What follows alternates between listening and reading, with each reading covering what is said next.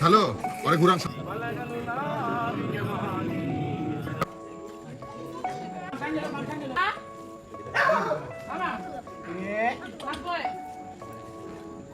নানার প্রথম মৃত্যুবার্ষিকীতে নিজের হাতে রান্না করা থেকে শুরু করে পুরো গ্রামের মানুষকে নিজের হাতে বেড়ে খাইয়েছেন পরিমণি।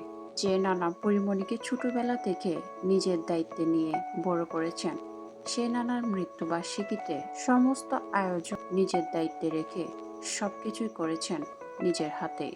নানার প্রথম মৃত্যুবার্ষিকীতে আগে থেকেই সেখানে অবস্থান করছিলেন তিনি।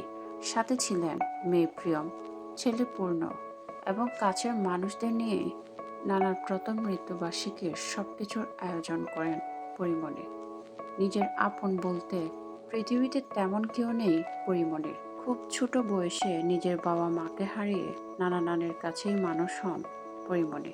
ঠিক তেমনই করে তার সন্তানও যেন তার কাছেই বড় হচ্ছেন বাবা ছাড়া।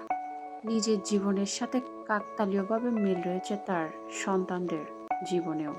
নিজের জীবনে তিনি যা কিছু পাননি সেসব যেন তার সন্তানদের মধ্যেও বিরাজ না করে, সে কারণে তিনি তার সন্তানদের আগলে রাখেন পরম যত্নে।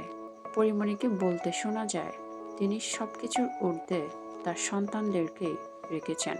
নিজের জীবনের অপূর্ণতা যেন তার সন্তানরাও না পান, সে কারণে সর্বোচ্চ চেষ্টা করেন তিনি তার সন্তানদের সব রকম পরিস্থিতিতে আগলে রাখতে, যার কারণে পরিমণি একজন ভালো মা হিসেবে সকলের কাছে পরিচিত।